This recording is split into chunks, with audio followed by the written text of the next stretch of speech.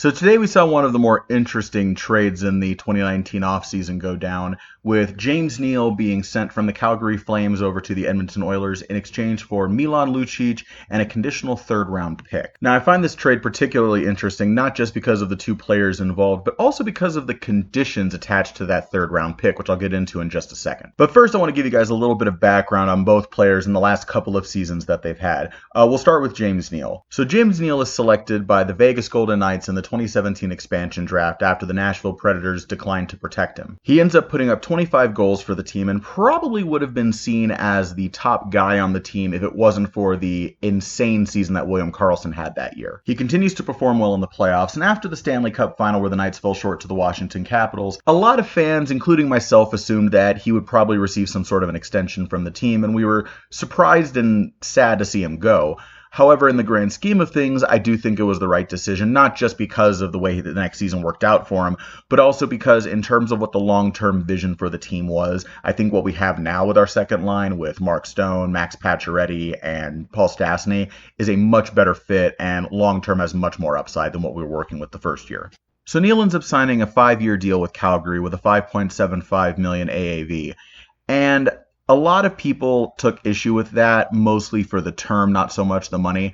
I looked at it on paper and I thought it looked like a pretty decent deal. The 2018 season, however, was just brutal for James, unfortunately.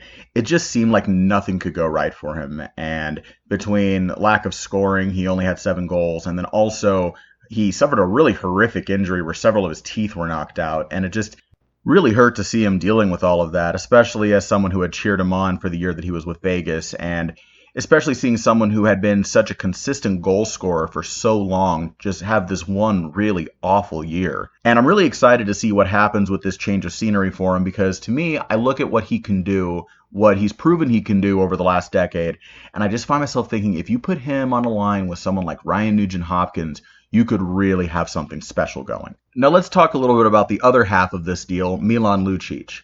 Now, Milan was acquired by the Oilers in free agency in 2016, signed to a pretty hefty contract, and for the first year, it seemed like it was smooth sailing. He had 23 goals, 50 points, was providing a strong physical presence, and it seemed like everything was going right. But in the last 2 years, he's seen a major drop-off in production, and a lot of fans and pundits alike have been calling for him to be traded.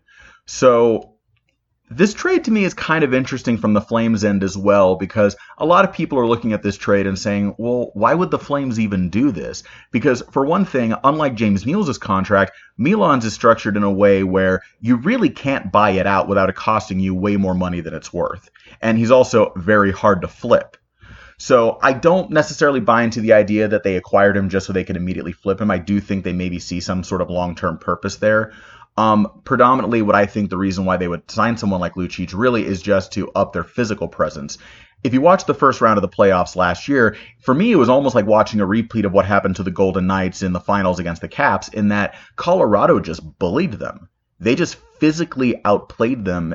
And I'm sure the team was looking at this and saying, okay, we can't have this happen again, especially after we just won a division title. So while that contract is still definitely scary looking in terms of the term and the amount of money involved, I do think that Lucic could be a positive presence for the Flames. But the thing I find most fascinating about this trade is the conditional third-round pick involved. So the way this deal is structured, 2 conditions have to be met for the Oilers to send a third-round pick to Calgary as part of this deal. The first is that James Neal has to record at least 21 goals in the next season. The second is that Milan Lucic has to score 10 fewer goals than Neal in the next season. This is coming from Mark Spector at Sportsnet. And to be honest, I've never really heard of a conditional pick being structured in this way, where you're essentially pitting the 2 players involved in the trade against each other in terms of their performance, which I find kind of fascinating, and I kind of wonder if that's going to maybe set a new precedent for trades, especially with so many RFAs currently being on the market and holding out on signing deals. I wouldn't be surprised one bit if we see more of these type of conditional deals included in some of the upcoming trades and deals we're going to see the rest of this offseason. Thanks for checking out the video, guys. If you liked it, please give us a subscribe and hit the bell. You can also hear me live on the air Wednesdays at 6 p.m. Pacific and Fridays at 11 a.m. Pacific on RadioVegas.rocks with Pulsar Radio, where I spin new alternative, indie rock, punk, and metal music, and also talk